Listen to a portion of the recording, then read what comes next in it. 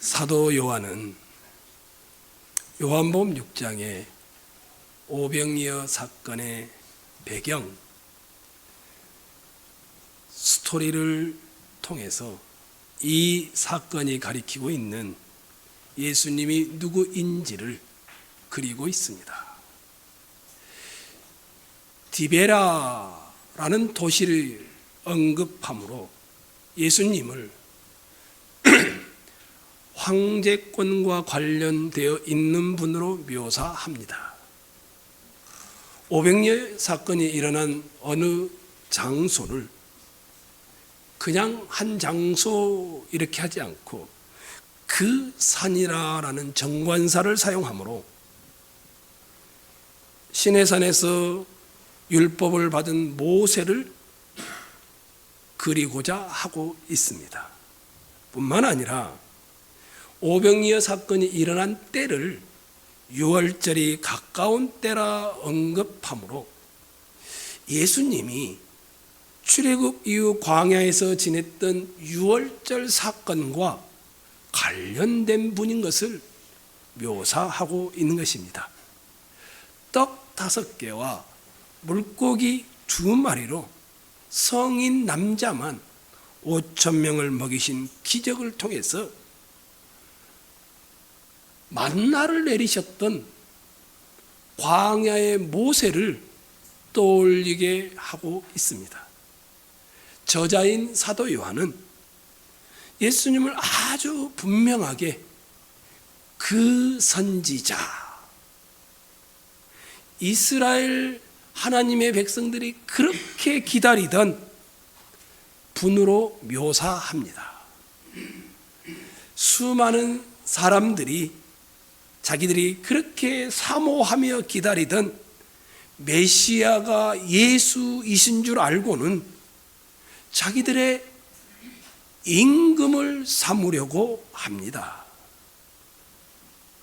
예수님은 큰 무리들이 오병이어의 표적을 보고 자신을 메시아로 여기며 자신을 추대하여 임금 삼으려는 줄 알고 제자들을 재촉해서 빨리 그 자리를 떠나게 하고 예수님도 혼자 산으로 가십니다. 예수님은 아주 분명합니다. 누구신가? 우리의 왕이시라는 겁니다. 그렇게 기다리던 메시아라는 사실을 그리고 있습니다.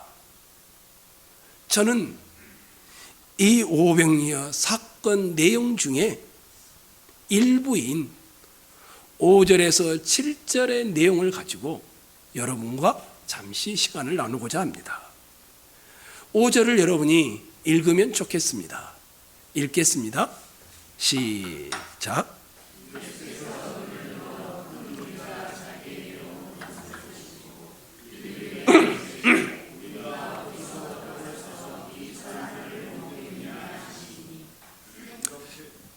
날이 저물었습니다. 제자들이 예수님께 달려옵니다. 선생님, 이 많은 사람들 흩어지게 해서 주위의 마을이나 농가에 가서 각자 먹는 문제를 해결하도록 해야 됩니다. 라고 제자들이 제안을 합니다.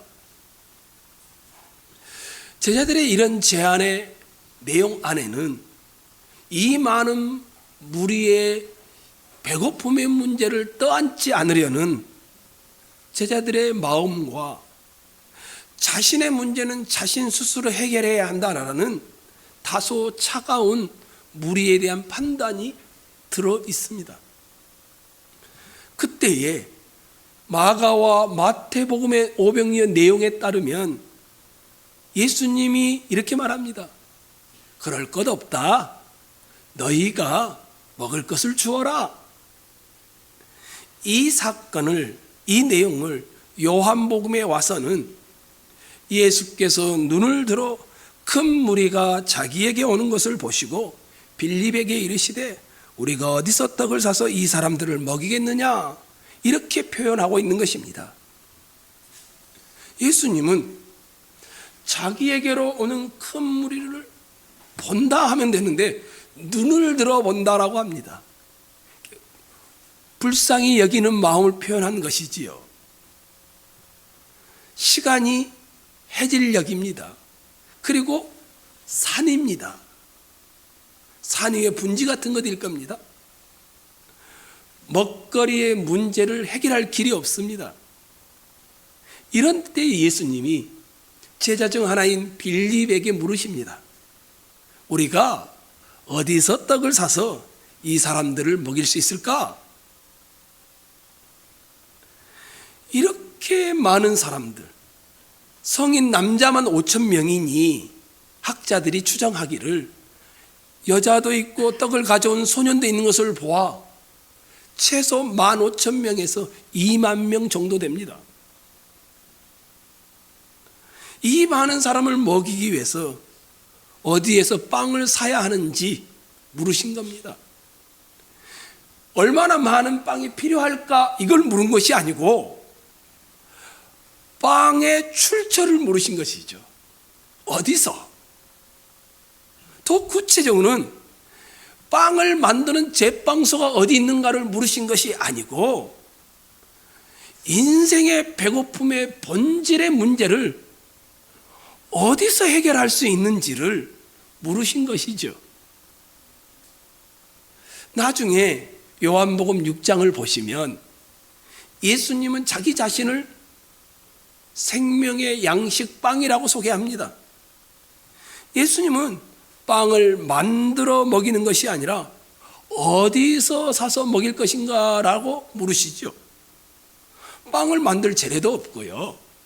설사 도구나 재료가 다 있다고 해도 그 1세기 당시에 그 고대사에 그 해질 무렵에 2만 명이 먹는 빵을 만든다는 것은 불가능합니다. 외부에서 가져와야 되겠죠. 근데 식당이 있어야 하고 비용이 있어야 하는데 그게 가능치가 않은 것입니다. 산에 무슨 빵을 만드는 자료가 있겠습니까? 제빵소나 제빵기가 있겠습니까? 아니, 그것이 있다 손 치더라도 밀을 사야 하는데 밀을 살 돈도 없습니다. 현실은 빵을 만드는 것도 사는 것도 불가능한 저녁, 해질녘, 그리고 어둠컴컴한 아무것도 없는 산이라고 묘사하고 있습니다. 도저히 계산해 봐도 답이 안 나옵니다. 이런 상황에서 예수님이 제자 빌립에게 물으신 의도가 나옵니다. 여러분은 그냥 읽었을런지 모르겠는데 6절을 봐보십시오. 이렇게 말씀하심은 친히 어떻게 하실지를 아시고 빌립을 뭐 한다고 합니까? 시험하고자 하심이라. 기획된, 의도된 시험이라는 겁니다. 그렇죠? 해결책이 어디에도 없는 것 같은 상황. 이런 상황은 우리로 하여금 우리가 얼마나 무능한 존재인지를 보게 하는 인간의 실존을 보게 합니다. 여러분의 인생 각자에게 제가 없는 동안 1년 8개월 동안 찾아왔던 절망은 인정하고 싶지 않지만 우리가 얼마나 어떤 존재인지 우리의 실상을 보게 하는 거울이었습니다. 절망은 우리들로 하여금 모든 것을 포기하게 만드는 것들입니다. 그런데 다시 6절을 봐보십시오. 시험을 하고 있는데 그 전에가 뭐라고 하냐면 예수님은 자신이 무엇을 하실 것인지 이미 알고 있다라고 말합니다. 예수는 무엇을 행해야 할지를 알고 있는 상태입니다. 그런데 예수님은 빌립에게 질문을 하십니다. 예수님은 모든 사람의 반응을 아시면서 요청하고 질문하는 겁니다. 아시면서 물으십니다. 아시면서 이끌어 가십니다. 아시면서 고치시고, 아시면서 먹이시고, 아시면서 베푸십니다. 시험하기 위하여 알고 있음에도 질문한다라는 겁니다. 아시기 때문에 예수님의 무슨 궁금증이 있겠습니까? 그럼에도 불구하고 질문한 목적은 예수님 자신이 궁금한 것을 해소하기 위해서가 아니라 빌립과 제자들 그들의 유익을 위한 질문이었습니다. 자, 여기 계신 여러분, 여러분이 빌립이라고 생각을 해보세요. 상황은 어둡습니다. 돈은 없습니다.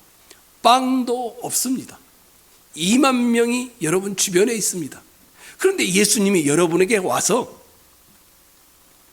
어디서 빵을 사서 이 사람들을 먹일 수 있을까? 라고 질문하신다면 여러분 뭐라고 대답하시겠습니까?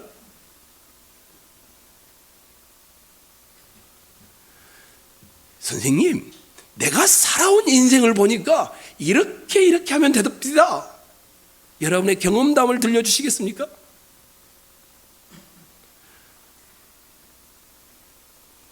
아니, 조금 더 다르게 이야기해 볼까요? 여러분의 인생에 찾아온 작고 큰 절망들, 만약 이것이 예수님이 여러분을 향한 시험이라면 여러분은 어떻게 반응해 오셨을까요?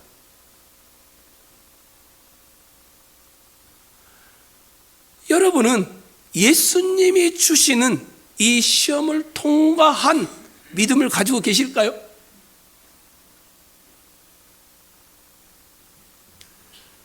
저는 교회를 3월 6일 날인지 7일 날인지 정확하지 않은데 비행기를 타고 떠났습니다. 3월 2일 날인가 예배를 드리고,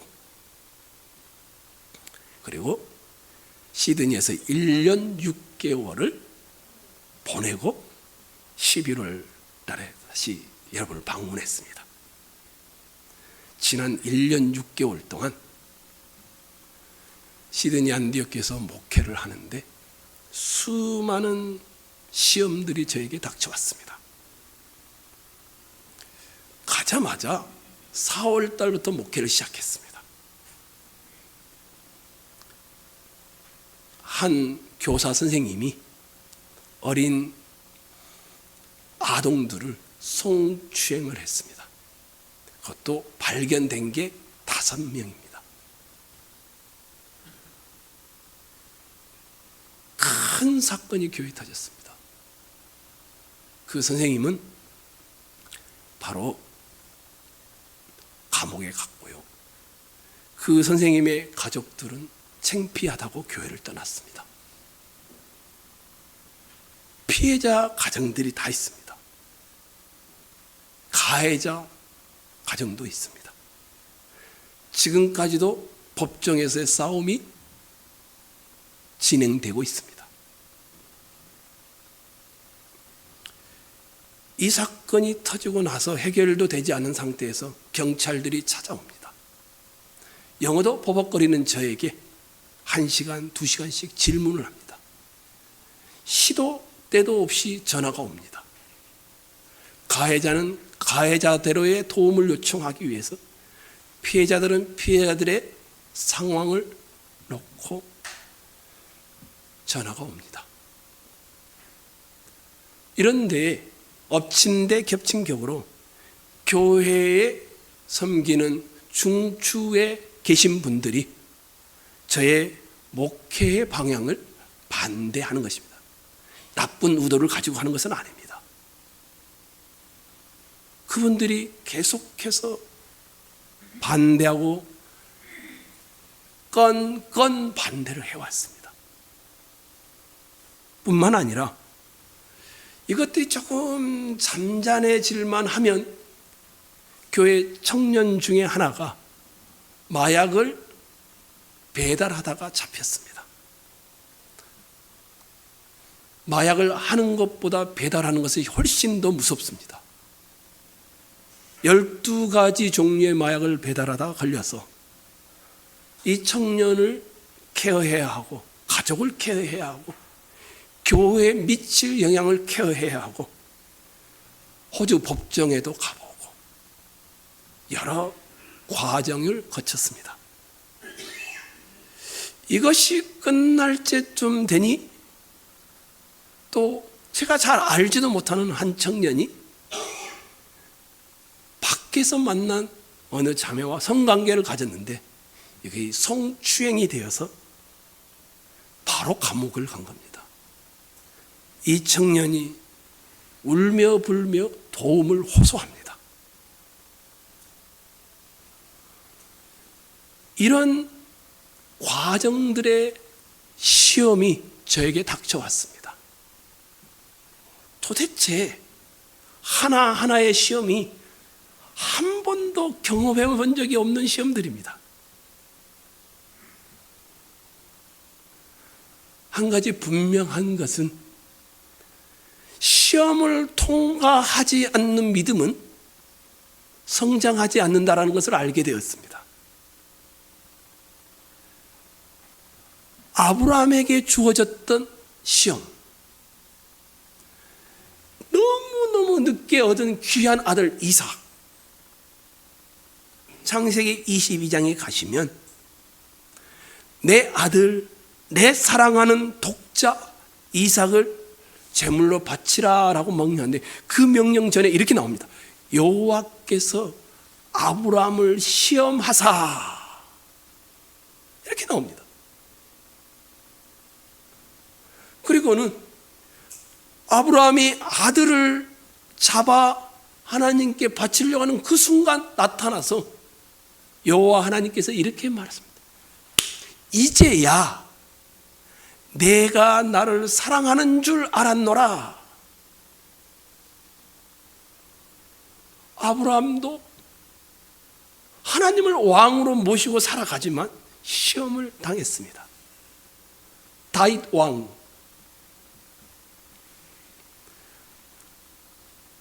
아들이 압살롬이 반역을 했습니다. 예루살렘에 쳐들어왔고 많은 사람이 압살롬을 따릅니다. 도망가야 했습니다. 도망가는 도중 감람산 정상을 지나 비탈길을 내려가는데 베냐민 지파의 시므이라는 사람이 나와서 욕이라는 욕을 다 합니다. 피 흘린 자여, 사악한 자여, 꺼져버려라. 너의 피 흘림에 대하여 보복하는 것이다. 꺼져라. 시므의 욕설을 듣고 있던 격분한 유명한 장군 아비새가 다윗 왕에게 말합니다. 폐하, 저 죽은 개 같은 자식이 어찌 폐하를 저주하시도록 두십니까? 당장 가서 머리를 베어 오겠습니다. 허락해 주십시오. 다윗 왕은 시험을 당했습니다. 그때 다윗 왕은 장군들 상관하지 마시오. 여호와께서 그를 시켜 저주하라 하신 거면 누가 저 사람의 저주를 막겠습니까? 나의 몸에서 난 내 아들도 나의 생명을 해치는 마당에 하물며 사울 왕족이겠습니까? 여호와의 명령이니 그냥 내버려 두십시오. 혹시 여호와께서 감찰하시면 저 저주 때문에라도 갚아주실 것입니다. 시므이는 아랑곳하지 않습니다. 내려오면서 돌을 들어서 다윗 왕을 향하여 던지면서 계속 욕을 퍼붓습니다.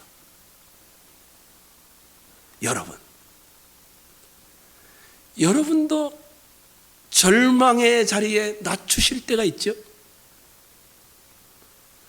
누군가가 돌을 던지며 먼지를 날리며 조롱하고 저주할 때가 있죠.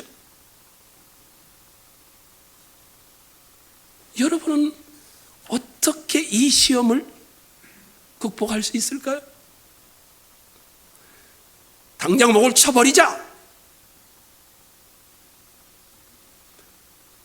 나에게 주는 만큼 돌려주겠다. 욕하고 조롱하고 가서 목을 잘라버리겠습니까?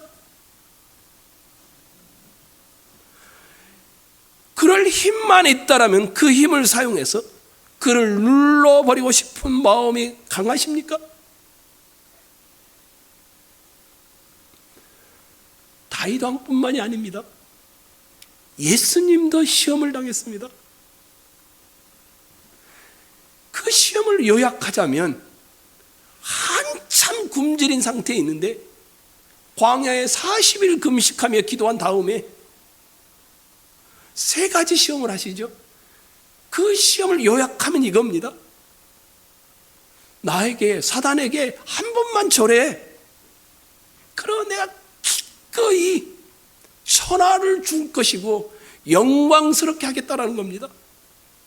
십자가를 지지 않아도 영광의 길을 갈 수 있겠다라는 시험이었습니다. 우리도 시험을 당하죠. 만일 여러분 앞에 5,000명을 장정만 먹여야 될 상황이라면 어떻게 하겠습니까? 돈도 없고 시장도 없다면, 시간은 해질 무렵이라면, 이런 막막한 경우가 어디 있습니까? 아니, 어쩌면 절망이라는 다른 이름으로 여러분을 찾아와 시험하는 시험 앞에 여러분은 어떻게 하겠습니까? 우리 안천웅 교회가 자꾸 안디옥이 나오려고 하죠. 오 목사님과 당회가 알아서 하겠지. 미루시겠습니까? 예수께서 답을 아시고 질문하고 있는 상황에서 빌립은 그 즉시로 머리가 돌아가기 시작합니다. 다 계산을 하더니 수량적으로 체계화됩니다. 선생님, 각 사람이 조금씩 받게 할지라도 200데나리온 이상의 떡이 부족할 정도입니다. 각 사람의 필요한 머릿수에다가 빵의 값어치를 곱한 수학적 계산의 결과입니다. 수학적 계산의 결과가 빌립의 답입니다. 요한복음에만 군중들에게 필요한 양식이 최소 200데나리온 이상이 필요하다는 것이 등장합니다. 대체로 이런 문제가 발생하면 사람들은 문제의 원인을 파악합니다. 그리고 사람들의 수가 많구나라고 여기죠. 그 문제를 해결하기 위해서 다음부터는 예산을 확보해서 해결하려고 합니다. 땅에서 발생한 문제이니 문제의 원인을 땅에서 찾고 그 해결책도 땅에서 찾는 인간의 반응은 지극히 당연한 것이죠. 아마 옆에 있는 제자들도 맞아, 고개를 끄덕였을 것입니다. 사람들이 보기에 정확하고 수학적이고 계산적인 최선의 답이 문제의 해결책이 아닙니다. 모든 학문의 토대라고 하는 수학의 전문성이 이 세상의 문제를 정밀하게 분석하는 일에는 굉장히 용이하나 해결책에는 젬병입니다. 예수님의 질문은 이렇게 말씀하시면 친히 어떻게 하실지를 아시고 빌립을 시험하는 것이었습니다. 왜 하필 빌립을 선택했을까요? 그 많은 제자 중에 요한복음에는 빌립에 대한 내용이 3번 나옵니다. 근데 빌립의 내용을 종합해 보면 빌립은 보이지 않는 것을 믿지 않는 사람입니다. 그래서 요한복음 14장 하면 예수님께 하나님 아버지를 보여주십시오. 그러다 예수님이 이렇게 말하죠. 빌립아, 내가 이렇게 오래 너희와 함께 있으되 내가 나를 알지 못하느냐? 나를 본 자는 아버지를 보았거늘 어찌하여 아버지를 보이려 하느냐? 빌립의 캐릭터는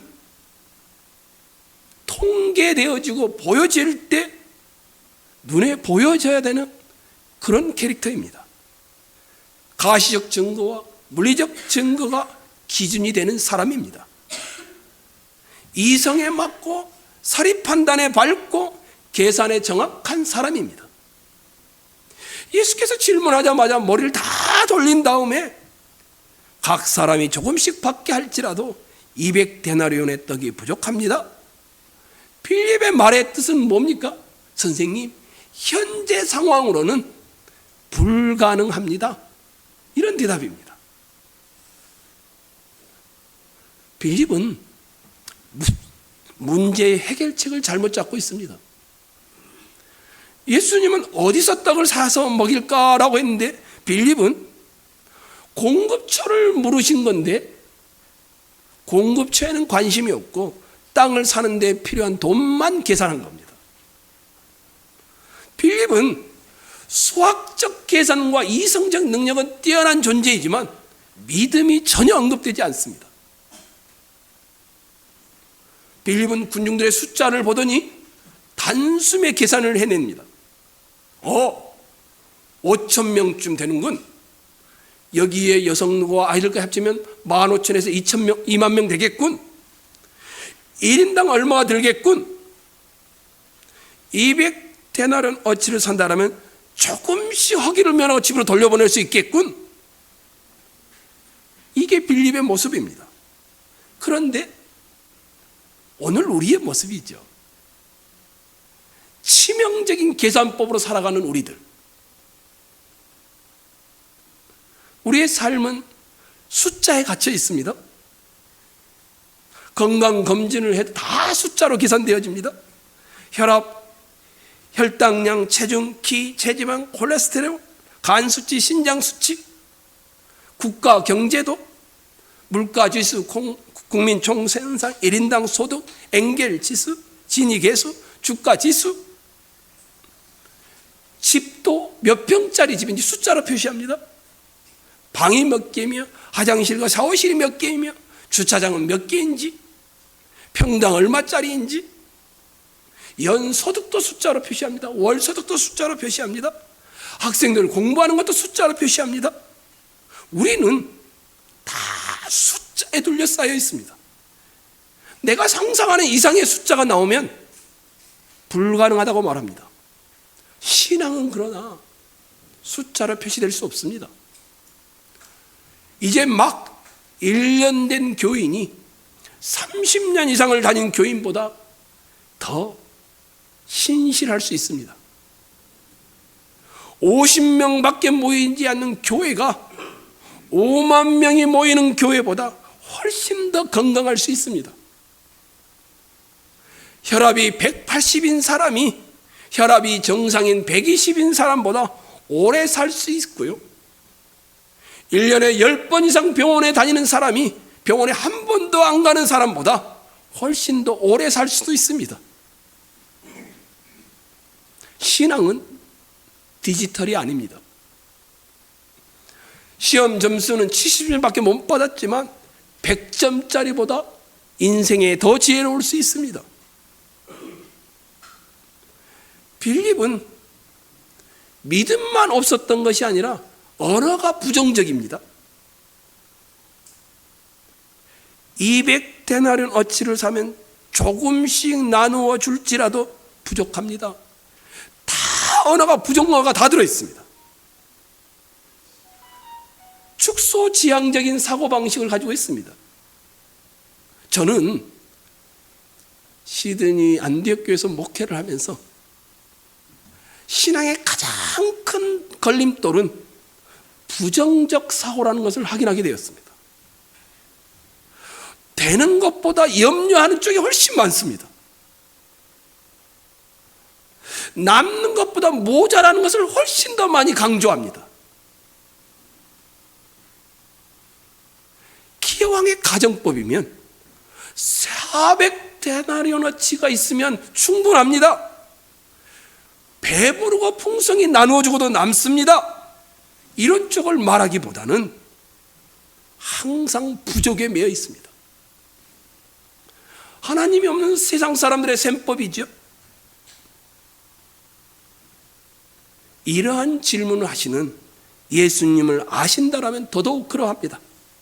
이렇게 말씀하시면 친히 어떻게 하실지를 아시고 빌립을 시험하고자 하심이라. 빌립을 시험하는 것이고 땅의 논리에 사로잡힌 인간의 한계를 절감하게 하고 예수에게로 시선을 돌리려는 의도를 가지고 있었습니다. 이 땅에서 경험하는 모든 문제는 하나님의 손을 벗어날 수 없다라는 사실을 확인시키기 위한 것이었습니다. 예수께서 빌립을 시험하십니다. 제가 보기에 빌립은 나중에 빌립을 만나보면 어떨지 모르겠지만 이 시험에 불합격한 것 같습니다. 질문하신 예수님을 향한 일말의 믿음도 드러나지 않습니다. 다만 문제를 숫자화해 표시했을 뿐입니다. 오늘 예수는 여기에 앉아있는 여러분에게도 동일한 시험을 하실 수 있습니다. 여러분의 인생에 찾아온 난관들, 불가능한 것들 어떻게 해결할 것인가? 주님을 바라보는 눈을 가지고 사건을 대하고 있는지 아니면 숫자와 상황만을 보고 있는지를 시험하시는 겁니다. 여러분의 모습은 어떨까요? 빌립은요, 지식이 분명했습니다. 계산은 정확했습니다. 논리는 틀리지 않았습니다. 조금 더 하자가 없습니다. 그러나 문제는 거기서 끝났다라는 것입니다. 자신의 지식, 계산, 논리, 이성과 합리성에 갇혀 있다라는 겁니다. 그것이 전부였을 때 그에게서 나온 것은 무엇입니까? 통계 숫자 외에는 나온 게 없습니다. 자신의 한계를 넘는 상황일 때 더 이상 생각할 수 있는 것이 없는 사람이 됩니다. 선생님, 불가능합니다. 여러분은 어떤가요? 하나님이 우리에게 주신 이 이성이라는 것은 굉장히 큰 장점을 가지고 있습니다. 인간만이 가지는 독특한 장점이고 능력입니다. 하나님이 주신 귀한 선물입니다. 하지만 여기에 갇히게 될 때 우리는 핸디캡을 가지게 됩니다. 우리가 얼마나 이 굴레의 사슬에 묶여 있는지 아십니까? 우리가 가진 지식과 상식, 사용하는 계산과 판단, 의지하는 물리적 가시적 증거, 이것이 전부인 듯이 거기 굴레에 갇혀서 살아가고 있는 현대인들. 그러니까 계산을 넘어서면 늘 불안한 겁니다. 늘 염려가 따라옵니다. 그리고 자기만의 변명과 이유를 찾습니다.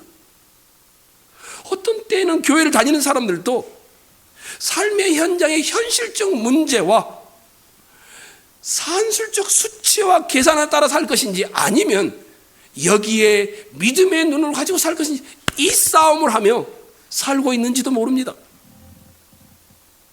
어떤 분은 양쪽으로 오고 가고 있는지도 모르겠습니다. 모든 불신앙의 문제는 바로 이것입니다. 저는 예수님을 모르는 자들을 말하지 않습니다. 교회에 나와 있는 분들을 말합니다. 지식과 상식, 이성과 논리, 계산과 합리성, 이것이 기준이 되어버린 사람들. 하나님도 여기에 가둬놓아 버렸습니다. 잠언 3장 4절에 너는 마음을 다하여 여호와를 의뢰하고 내 명철을 의지하지 말라. 계획하지 말라는 말씀이 아닙니다. 생각 없이 살라는 말도 아닙니다. 돈키호테식으로 무작정 덤벼들라는 말씀도 아닙니다. 여러분의 지혜와 명철이 한계가 있고 전부가 아니라는 사실입니다.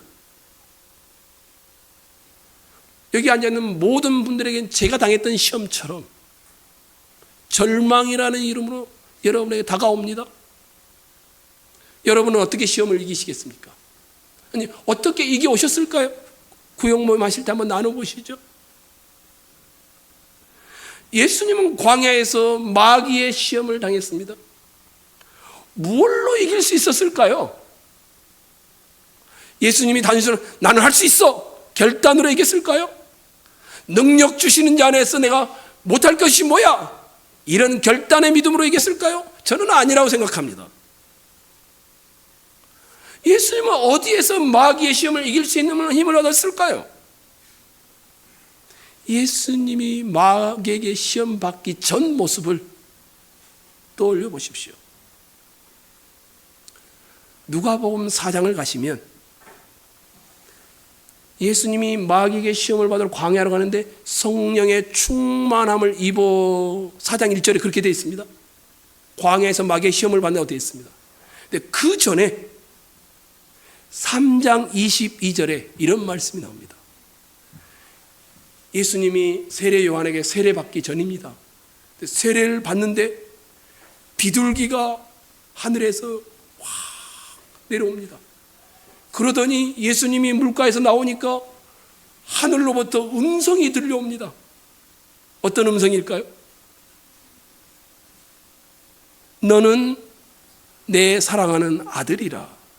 내가 너를 기뻐하노라.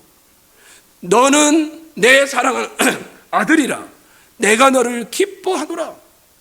이 말씀을 들었습니다. 그리고 이 말씀을 가지고 시험을 당하셨고 시험을 이기셨던 것입니다. 무슨 말입니까? C.S. 루이스라는 분은 세례 요한에게 세례를 받는 장면과 관련하여 삼위일체 하나님의 서로의 관계를 즐거운 춤이다 이렇게 묘사를 합니다. 예수님은 너는 내 사랑하는 아들이라 내가 너를 기뻐하노라 이 말을 들었는데 아버지 하나님이 나를 보면서 춤추고 있는 장면을 연상했다라는 것입니다. 존 파이퍼 목사님은 디모데전서 1장 11절 말씀을 통해 이렇게 되어 있거든요. 복되신 하나님의 영광, 이것을 바꿨습니다. 나를 행복한 하나님의 영광으로 번역해야 된다라고 바꿨습니다. 삼위일체 하나님이 너무 기뻐하는 겁니다. 행복해하는 겁니다. 그래서 서로를 찬양하는 겁니다. 행복하신 하나님, 그 행복을 나눠주기 위해 세상을 창조하셨고 그 행복을 나눠주기 위해 우리를 존재를 창조하신 하나님. 사람의 행복은요 하나님의 기쁨이 되는 존재라는 사실을 확인한 데서 옵니다. 내가 무엇을 잘해야 행복한 게 아니라 이미 내가 하나님의 기쁨이라는 사실, 이것을 확인하고 믿어질 때 행복이 오는 겁니다. 그 행복이 여러분이 당하고 있는 절망과 시험들을 이기게 합니다. 팀 켈러가 왕의 십자가라는 책에서 이렇게 말했습니다. 하나님은 여러분을 지금 초대하고 계십니다. 너는 내 사랑하는 아들이라 내가 너를 기뻐하노라. 이 음성을 듣는 대로 초대하고 있다고 말합니다. 하나님 아버지가 나를 기뻐한다. 하나님 아버지의 기쁨의 존재가 나다. 이것이 확인되어질 때 우리는 시험을 이기는 것입니다. 하나님의 사랑을 받는 자녀이며 하나님이 나를 기뻐하신다는 내가 기쁨의 존재임을 확인하는 정체성이 마귀의 유혹, 죄로부터 승리하는 동력이 된다는 것을 예수님이 직접 보여주셨습니다. 하나님의 아들이 되고자 나를 증명해야 하는 것이 아닙니다. 하나님의 더 큰 축복을 받기 위해서 더 많은 일을 해야 되는 것이 아닙니다. 나는 이미 하나님의 기쁨의 존재이며 나는 이미 하나님의 행복의 초대에 초대받은 그런 존재라는 사실을 확인하는 데서 시험을 이기는 것입니다. 로버트 멍어라는 분이 내 마음 그리스도의 집, 동화책 같은 것을 쓰셨어요. 이분이 너무 바빠서, 삶이 너무 지쳐서 하나님과 자신의 관계를 소홀히 하고 있었던 거예요. 그래서 이렇게, 내가 예수님을 주인으로 모셔놓고 손님 대접을 하며 살고 있었구나. 그래서 예수님께 죄송합니다, 내일부터는 경건의 시간을 가지면서 예수님을 만나겠다라고 이제 고백을 한 거예요. 죄를 회개하면서. 그런데 성령 하나님의 음성이 들려왔어요. 경건의 시간이나 성경 연구에 대한 생각을 완전히 바꿔놓았다 합니다. 분명히 경건의 시간을 갖는 것과 성경을 읽는 것은 우리 영적 성장에 도움을 주는 것이 맞지요. 그런데 이런 음성이 들려온 겁니다. 예수님께서 이 시간이 나에게, 예수님 자신이 나에게 의미가 있다는 것을 기억해라. 내가 너를 사랑한단다. 그리고 목숨을 버리는 값을 치르면서 너를 구속했단다. 나는 너와 사귐을 귀하게 생각하고 있고, 그 다음에 이 말입니다. 나는 내 얼굴만 쳐다봐도 내 마음이 너무 따뜻하단다. 이런 음성이 들려온 겁니다. 내가 예수님의 얼굴만 쳐다봐도 예수님은 벌써 가슴이 뛴답니다. 나를 기뻐하고 나를 사랑하시기 때문이라는 겁니다. 내가 이런 존재임을 확인할 때 우리 삶의 안정감을 빼앗아갈 것이 없습니다. 행복을 누리며 살아갈 수 있게 됩니다. 내가 주님의 기쁨의 존재라는 사실, 그리고 내가 주님을 만나는 걸, 그때 주님이 나를 만나는 것을 더 좋아한다는 사실, 예수님이 여러분을 보고 미소 짓고 있다면 어떨 것 같습니까?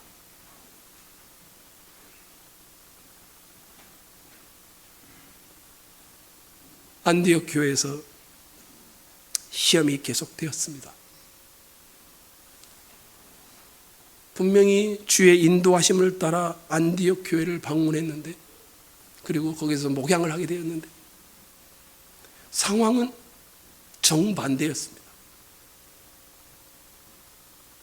전임 목사님이 있었던 때 있었던 그 사건을 처리해야 했습니다. 중직자들이 계속해서 반대를 했습니다. 사건이 하나가 잠잠해지면 다른 사건이 또 터졌습니다. 도대체 하나님이 나를 왜 이곳에 보내셨을까? 저는 교회가 훨씬 좋았는데, 인간적으로는 이렇게 생각할 수밖에 없는 상황이었습니다. 그때에 성령 하나님께서 주시는 마음이 이것이었습니다. 내가 행복한 존재라는 사실을 확인하지 않으면 어찌 저들에게 복음의 행복이 무엇인지를 가르치고 말할 수 있겠는가? 상황이 너무너무 어려웠는데 그때 복음으로 행복한 것을 더 바라보게 했고 더 붙들게 했습니다. 내가 행복해야 된다. 그래서 예수 그리스도의 복음을 전하기 했고, 끝까지 복음을 전했고, 예수 그리스도의 복음으로 행복한 모습을 보여주기 위하여 복음 외에는 다른 데를 쳐다보지 않았습니다. 시간이 지나고 세월이 흘러가면서 복음이 역사하기 시작했습니다. 사람들의 마음이 목사가 아닌 복음으로 예수 그리스도의 영광을 보기 시작하고, 사람들의 삶이 조금씩 누그러지기 시작하고, 문제들이 확대되어지지 않고 피해자들의 부모들이 문제들을 교회를 염려하는 것으로 바꾸어가기 시작했고, 법정에서도 사건이 판결되어지고 다뤄질 때에 선하게 결과가 나오게 만드셨습니다. 전원교회 청년 여러분, 전원교회 성도 여러분, 전원교회 지체 여러분, 그리고 전원교회를 떠나는 이명자 여러분, 내가 아빠라고 부르기만 해도 하나님은 가슴이 터질 듯이 여러분을 기뻐한다는 사실, 아니 온 우주의 통치자이신 그분이 나란 존재 자체로는 행복해한다는 사실, 내가 그런 기쁨의 존재가 된다는 사실, 이것을 통해 우리는 우리 일상의 수많은 믿음의 시험들을 이길 수 있습니다. 제가 이따 떠나가면 당연히 여러분은 교회 안에서도 여러 가지 시험들이 있죠. 오 목사와 저를 의도치 않게 리더십을 비교하게 되겠죠. 설교를 비교하게 될 것이고, 목양의 스타일을 비교하게 될 것이고, 교회에 가는 방향들을 비교하게 될 것이고, 그래봤자 소용없습니다. 여러분은 오 목사님과 함께 행복한 복음으로 행복을 누릴 때에 입주하는 세대들이 전원교회의 행복이 무엇인지 알 수 있지 않겠습니까? 전원교회 성도 여러분, 하나님이 여러분을 사랑합니다. 내가 너를 사랑하노라, 내가 너로 인하여 기뻐하노라. 예배 때마다, 묵상 앞에 설 때마다 이 음성을 듣지 않으면 우리는 믿음의 시험 앞에 실패할 수밖에 없습니다. 여러분 모두가 이 시험을 통과하기 위하여, 믿음의 성장을 위하여 이 음성을 매일 듣는 귀한 분들이 되기를 축복합니다.